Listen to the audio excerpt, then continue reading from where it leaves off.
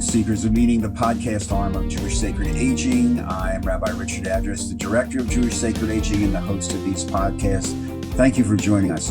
As you know, Seekers of Meaning is designed to explore some of the issues related to our own aging, the implications of longevity for our families and community, and we welcome your comments and suggestions. You can send them to me at rabbiaddress@jewishsacredaging.com. And while you're there in cyberspace or whatever, just go to the Facebook page for Jewish Sacred Aging and check that out and like us as well.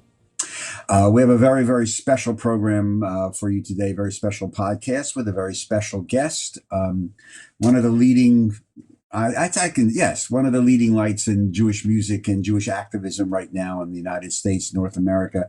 And we welcome Peri Smilow, composer, Jewish educator, activist, whose mantra in much of her work is the concept of tikkun olam and the arrival of tikkun olam through various types of activism. One of the most popular and probably is known to many of you who have frequented synagogues, music, URJ biennials, other programs, is that activism through music. So Peri, first of all, welcome. It's nice to see you. Hope you're safe and well. And thank you for joining us here on Seekers of Meaning. How you doing? Hi, Rabbi. Thank you so much for including me. This is a really meaningful conversation for me. Thank you. And I'm doing well. Thank you for asking. Well, I hope everybody's safe and your family and everybody is vaxxed, boosted. It's everything that we have to do now just to stay safe. So there's so much I want to go over with you. And again, thank you for joining us. But I'm always interested when we talk to people who, what drew you to your performance, your writing, your music? What was there something in your childhood? Was there an encounter with someone or something that said, aha, this is something I want to do with my life?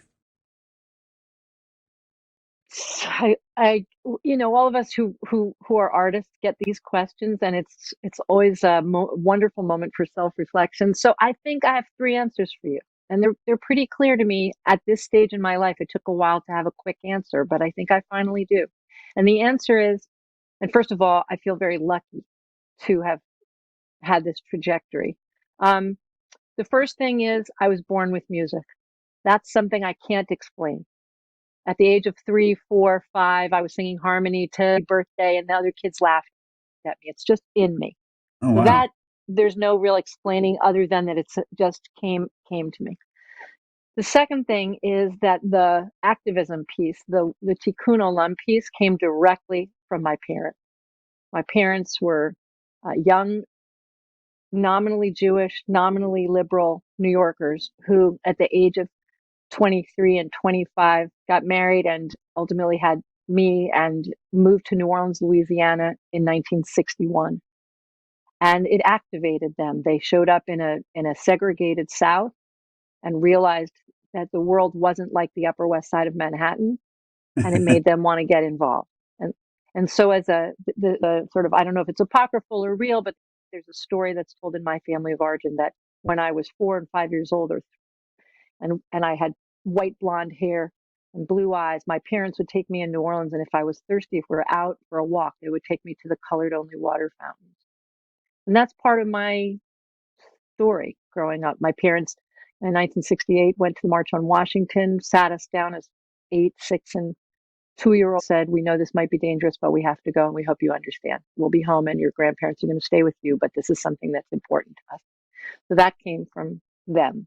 And then the Jewish piece came from a very close relationship, sort of closest kind of relationship that my parents developed with Rabbi Harvey Fields, Alav Shalom, who was my congregational rabbi as a child, and who opened the door to ritual for my family in a fundamental way. We had nothing. We didn't know. We had got Christmas presents. We, sometimes made Easter eggs. And suddenly there was this incredible opportunity for us to find meaning and purpose through Judaism. And Harvey and Sybil became my parents' closest friends on the planet and became like parents to me, and Harvey was my role Oh, model.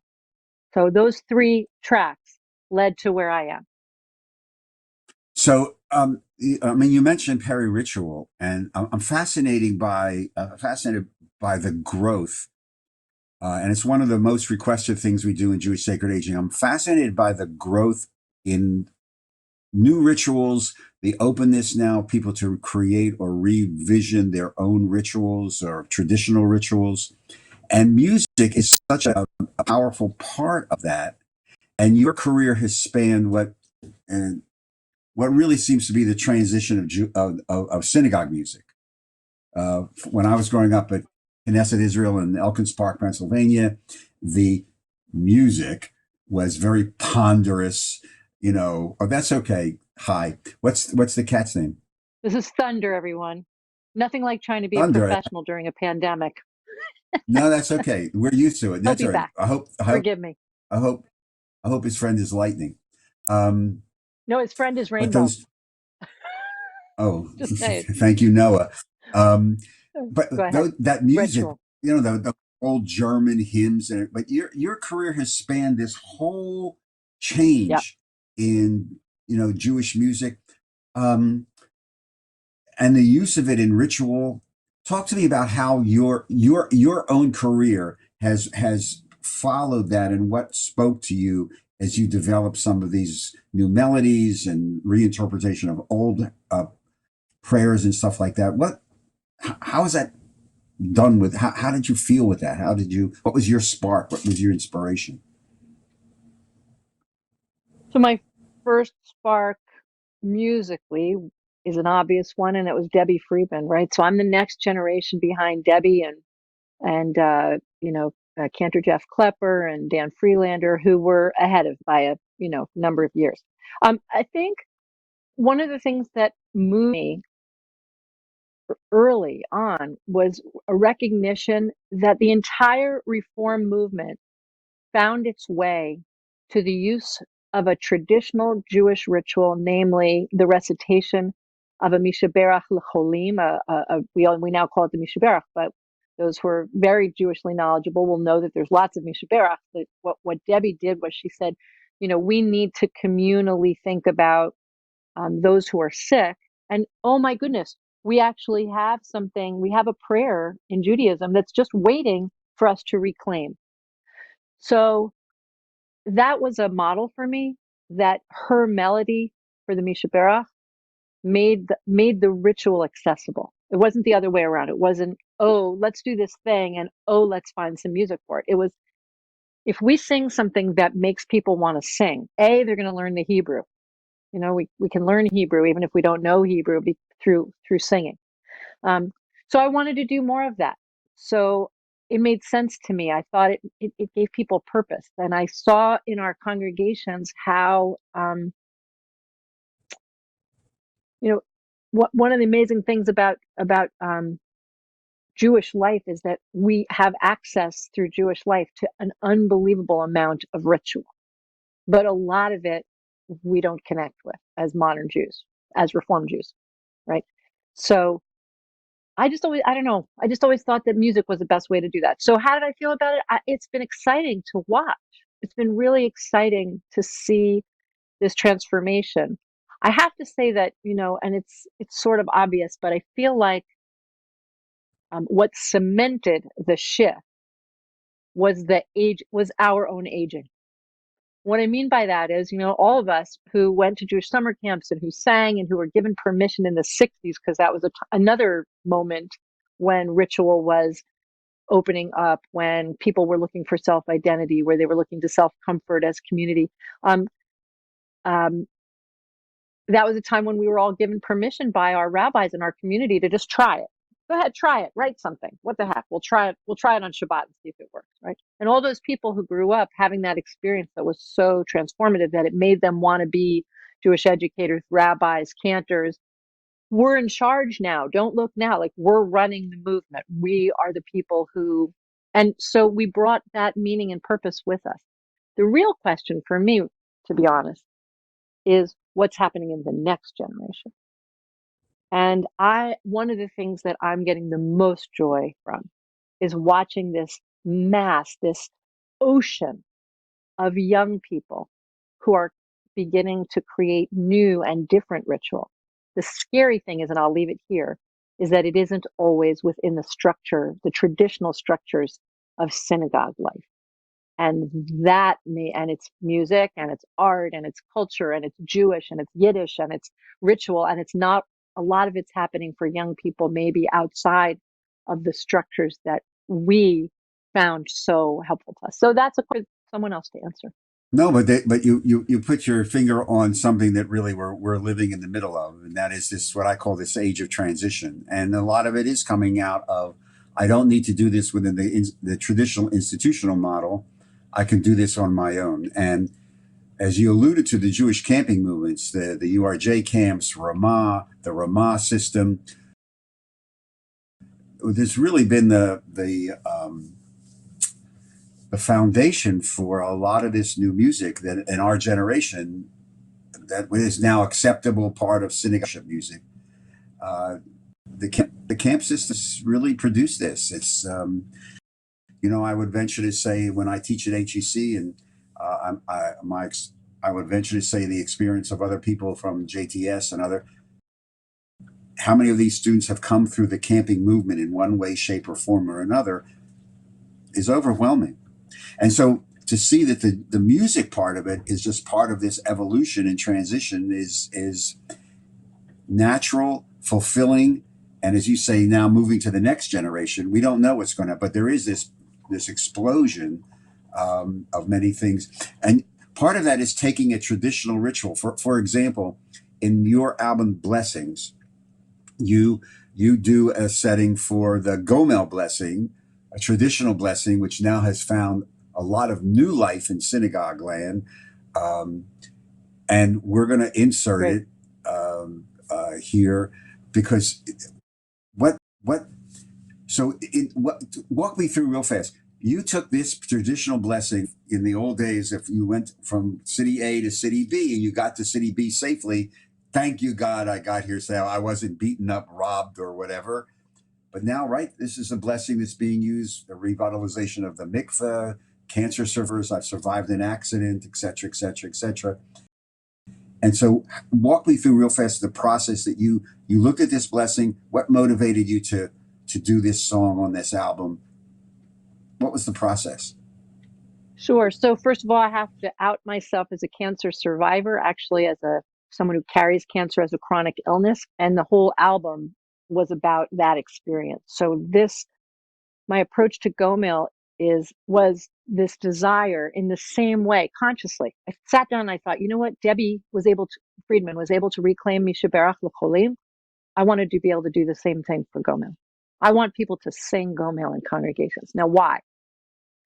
And it wasn't so much, I love the ritual, but why do I love that ritual? Because I think for me, the most important thing is the sustaining of community. No matter what's happening in our transition, Jewishly, structurally, I want to help sustain community, however it's going to look. And for me, Gomel is an essential piece, which is that when people go through struggles, it can be really hard to come back to community. And I see Gomel as that ritual. It's the ritual that allows the individual to come back into community and say, I just went through something terrible. Please welcome me back. Right. And the community has to answer and say, welcome back. And so I heard it in my head as a gospel choir. That's how it sounded in my head.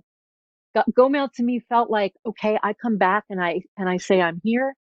Community answers, and then we have a dance party and we celebrate. We say, you're back, yay! And that's what I wanted it to sound like. So we're going to listen to it right now, and Peri Smilow's Gomel.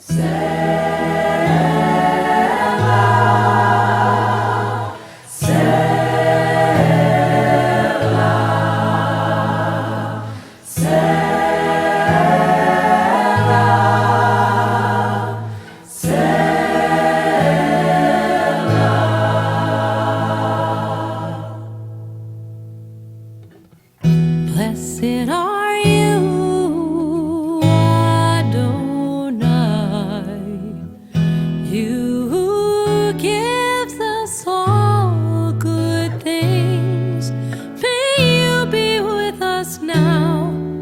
and grant us goodness forever. May you be with us and grant us goodness. Baruch atah Adonai Eloheinu melech haolam haolam shekmalani kol tov. Amen. Amen.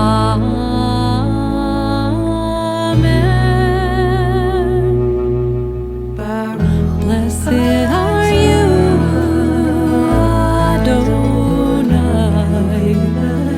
you who gives us all good things.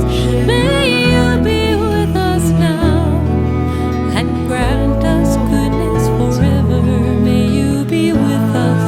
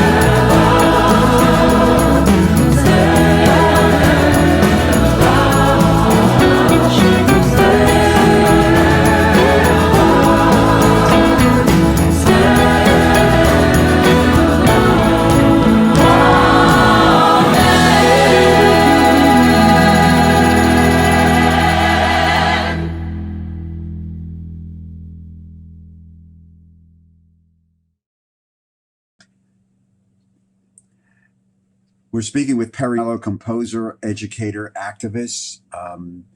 Peri, if somebody wanted to get in touch with you real fast, what's the website? How does someone reach out to you? Yeah, they get to me at perismilow.com. P-E-R-I, one R and an I, Smilo. Although you can also get to me through perismilow@gmail.com, and you'll get to me directly. I want to talk a little bit about this, the tikkun olam expression and advancement through other types of activism other than music, before we get to specifically dealing with some of their experience with longevity and aging. But I know that the other activism is very, very important to you. And talk to me a little bit about that side of Peri Smilow, which people may not know of. Yeah, people are always surprised when I say, yeah, I have a master's degree in education from Harvard, and it was one of the most exciting and enriching and life-changing experiences that I had.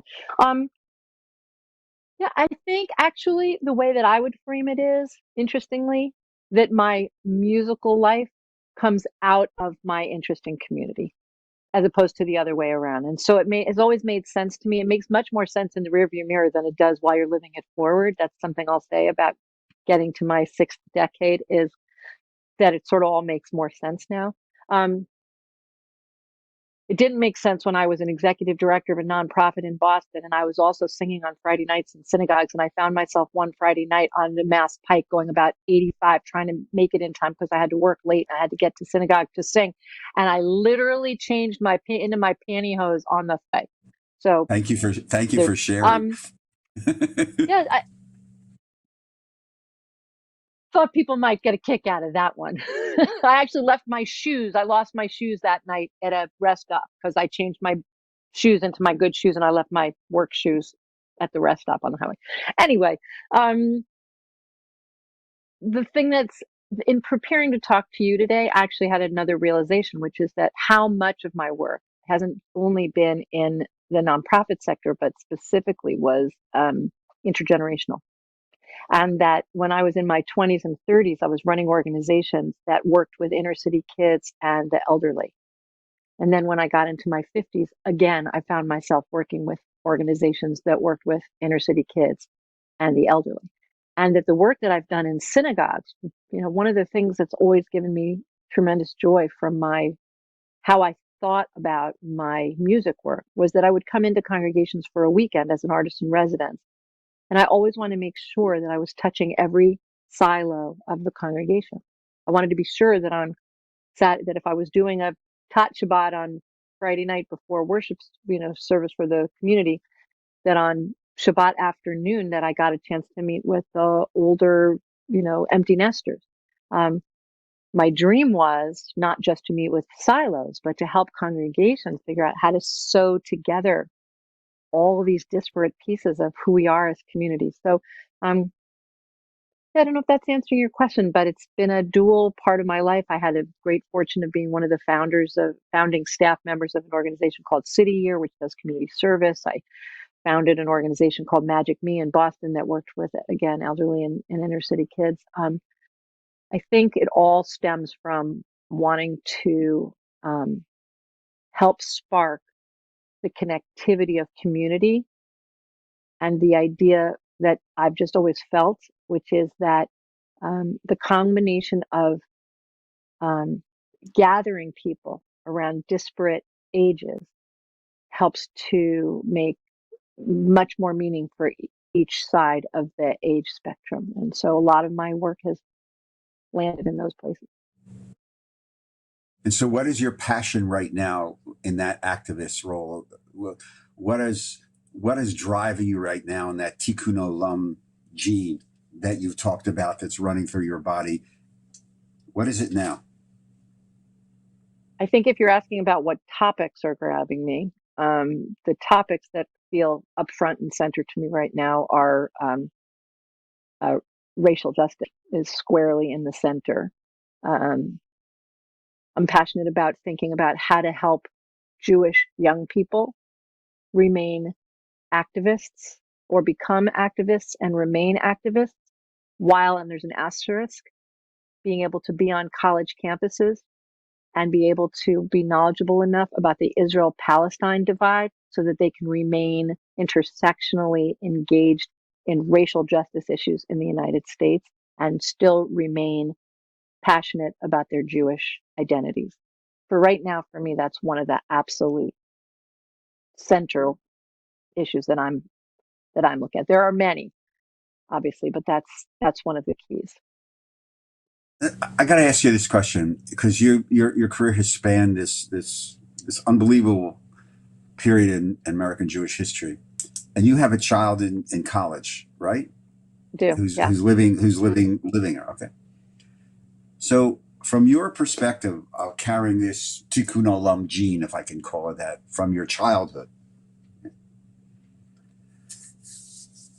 has in your perspective, because you're in synagogues, you taught, you're a scholar in residence, you're an activist, have we become too soft? Have we lost that passion to change the world? Have we become too comfortable? Who's we? The American Jewish, the typical American. There's not such a thing as typical, but the people who are involved in our congregations, the 7 million people who allegedly identify as Jews in the United States of America. Absolutely not. We have not gone soft, and we have not lost that gene. No, I think, I think if you look back, even at the height of what we liberal Jews might think of as the height of Jewish connectivity and passion around social justice issues, if you look then, I don't know this for sure because I'm not a researcher, but I'm going to guess that the numbers were small. They were loud, but small. I can't tell you how many people I know in my own world of all ages who are active. I just marched with 20 women from my synagogue for an anti, support women's marches that were taking place for pro-choice. Are active. There are things on college campuses happening every day. There are young people who are YouTubing. The thing is that it's sometimes harder for older people to tap into what's happening with younger people because of the explosion of social media. And there's so much happening, and it's so exciting, and they are so knowledgeable. The world is open to the younger generation in a way that it wasn't to all of us. They can open their computer or their phone and find out what's happening in Myanmar now, right now. They can watch what's going on. They could talk to someone in Myanmar now if they wanted to. The other thing is that if you listen to our young people in the Jewish community, they are deeply, deeply engaged and concerned about our planet. They're engaged and involved trying to get their synagogues to recycle. And I mean, it's everywhere. The real question is, are we, the older generations, willing to see and encourage the kinds of change that the younger people are advocating for? So the answer is, I guess, no. I don't think we're soft at all. I think it's very exciting what's going on, and I hope that we support what's happening. No, thank you. Because the reason why, because a lot of people are not aware of the explosion because it's not being done, as you alluded to before, through traditional institutional means, like the rabbi standing up on a Friday night and giving the passionate sermon about. But and in many congregations, they've reduced the Friday night so that you have 10 minutes to tell a nice little story, because we got to get there in an hour. But that's another program for another time. But can I interrupt for a second? That's such a great example. So many of those communities where, how to describe this? I'm going to be quick. Do you know the story about, there's this wonderful story about if somebody goes to visit heaven and hell, and they are trying to figure out what's the difference between the two.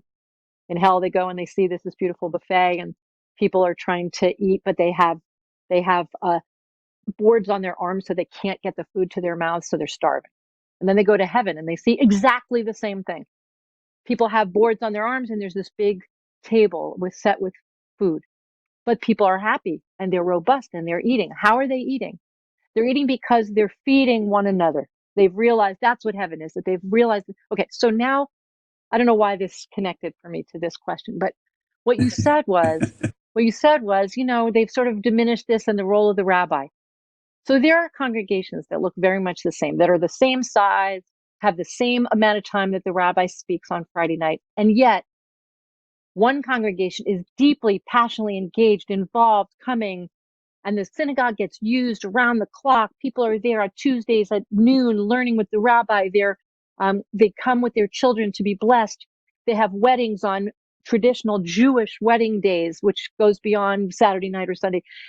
And they are doing tikkun olam. They meet on Tuesdays and Thursdays to work at the food pantry, and the rabbi does it alongside them.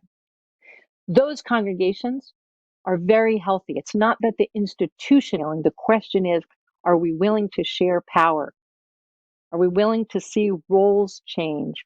And are those who are leading us able to do what I have always thought is their key role, which is to serve as mentors and guides and teachers? And if I'm going to work at a food pantry, I could either do it at my local church because they're feeding the hungry, or my synagogue could teach about hunger. Let me do daf yomi about hunger. Let me learn about what Torah tells me about hunger. And then when I actually am engaged, I'm going to find meaning and purpose, and my rabbi's going to be with me in my heart and my soul while I'm doing it. I don't know if that answers your question, but Well, I no, don't think we but have to lose our institution. no, no, no, no. I don't want to ever say we lose our institutions. But the point of all this, and I'm glad you got that, is we are in this, what I'm absolutely referred to as this age of transition. So the institutions, well, first of all, the institutions that will survive, like the synagogue you talked about, are those institutions that are open to the new, that are open to the future, that are not willing to take a risk, to lech lecha, to have a lech lecha moment. Those synagogues who say, we've always done it this way, and this is our structure, and there's no need, they'll be out of business within 5 years. I believe that 100%. And a part of that is being driven not only by the boomers, but also by the younger generation who say we want more. We don't need as many Bubba Mices and miracle stories, but we want tachlis. We want some, because the world has become so much more complex, and that we need a Judaism that speaks to that complexity and speaks to my neshama and all the stuff that I'm concerned about, hopeful for, and afraid of. Because with the pandemic, as we all know, now that we're in our second winter of this, there's a lot of anxiety that's not free floating anymore. It's there. So that's an interesting segue, I would imagine, into your work with older adults and the use of music with that constituency that you also work with. Music is very, very powerful, and I've seen it with Alzheimer's patients. Is it true that I've been told that in the part of the brain that processes music, that's the last part of the brain to really move away from from what we consider reality? Yeah. Has that been your experience? And what has been your Yes. experience with that? First, I want to say, if there's anyone out watching who hasn't seen the Lady Gaga and Tony Bennett special on Yes, television, it's really what. it speaks Right. to this question. Yeah, no, my experience is this. Absolutely. I actually have an example. I was working in inner city Boston, and I had a group of sixth, seventh, and eighth graders who were like beating each other up in school. They were constantly getting thrown out of school. So I took them to a nursing home once a week, and there was an elderly woman who always sat in the corner. She was affectless. She did nothing. She just sat. And we were told, don't, we'll put a child next to her, but tell the child not to expect much from her. I don't know how it happened. Somehow I looked over, and this little boy had said something to this woman about music. And she turned to him and said, I play the piano. And not knowing any better, this little boy saw a piano in the corner, and he said, oh, let's go play. I play too. Let's go play. And this woman, who had no language, no anything, completely affectless, stood up, went hand in hand with this little boy over to this piano. She opened the piano and started to play and sing. And the staff from the nursing home, word got out that this lady who never heard say anything was singing. And everybody came running to hear her. And she sang for about 10 minutes. And she closed the thing. She went back to her chair, and that was it. She didn't speak again. So the answer is, yeah, I've seen it. It's incredible. It's like our reptilian brain. It's that thing that's way back there. But it's also in I'm sure you've had this. I can't say what you've had, but I've seen it. It triggers memories, and memories trigger stories. Where was I when I heard this song? This is what I felt in. This song was our wedding song, or this song I remember playing when I heard this news. And when you work with groups, I like to call it the soundtrack of our lives. I'm sorry. Yeah, I like to call it the soundtrack of our lives. It's an often old. It's also often, I think, of an old Sinatra album, which is sitting downstairs. Peri, I know that you've had experience in congregations and assisted living facilities, and you have this passion of, as you've talked about, of really reaching baby boomers, our generation. You have a particular song, I think it's called "Carry On." Yeah. That really speaks to this, correct? It speaks to this work. It speaks to us. It speaks to it speaks to the idea of as we age, and look, no one wants to talk about dying. It's the elephant in the room, right? So I'm going to name it and say it. And it just may be that because I've carried cancer for 22 years, that it's more in my frontal lobe than elsewhere. So this piece is about, what do we do with that existential idea that we know that we're going to die? And it's, So what I'm going to and ask how you do to we do, make, and how do we make meaning? so what I'm going to ask you to do is play us out, if you don't mind. To first of all, real fast again, your website if people want to get in touch with you. Thanks, Ruthie. It's perismilow.com. And so before we have Peri playing us out for this, and again, thank you. Thank all of you again for watching or listening to this edition of Seekers of Meaning. If you'd like to make a tax-free donation, and we really do appreciate it, so we can continue these podcasts and our work, go to the website, jewishsacredaging.com. Go to the donate button that's down on the bottom, click it, and just follow the prompts. And we're very, very grateful for anything you can do to help support our work. A big thank you to our producer, Steve Lubetkin, because these are recorded at his studios of Lubetkin Media Companies in Cherry Hill. And just stay safe, everybody, and we'll see you next week on the next edition of Seekers of Meaning. Just shalom, be well, stay safe, get vaccinated if you haven't. And we close with this lovely song for us from today's guest, activist, composer, educator, Peri Smilow. Go ahead, Peri. Thank you. And thank you so much for having me. Write those checks, everyone. Send your money in. Can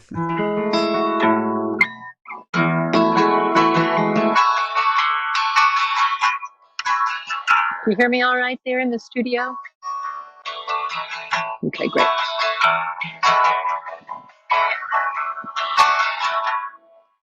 He turned to her and he said, "Love, I've nothing to leave you,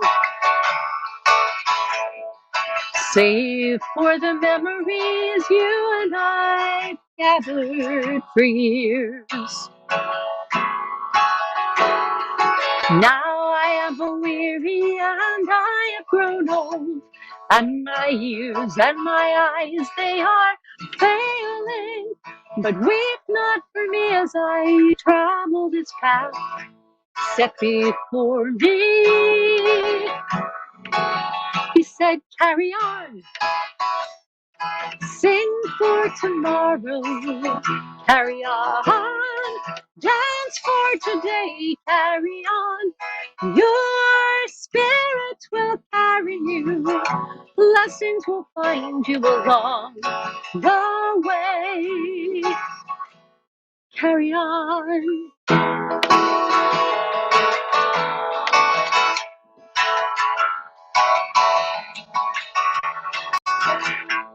My mother died young, she said, so I'm not shocked about this. I just want to have enough time to get out on the town. I'll travel the world and I'll drink hard and maybe I'll marry.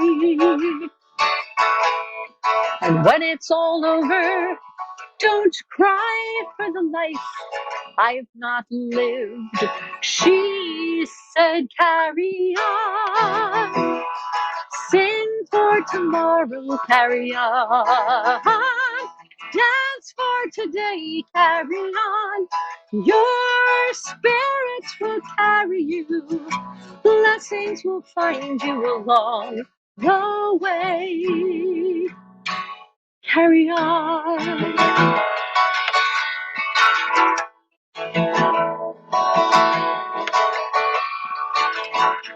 He said, "Frankly, there's too much to do to take time off for healing. I've got to be sure that the work can go on when I've gone. Promise me that you will travel the path that we've started, leaving the world a touch better than when we arrived." He said, carry on. Sing for tomorrow, carry on. Dance for today, carry on. Your spirit will carry you. Blessings will find you along the way. Carry on. Sing for tomorrow, carry on. Live for today, carry on. Your spirit will carry you. Blessings will find you along the way. Carry on. Carry on. Carry on.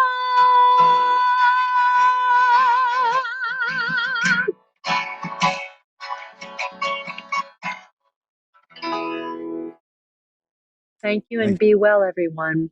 Thank you for this blessing. Thank you. May blessings follow you. Take care, everyone.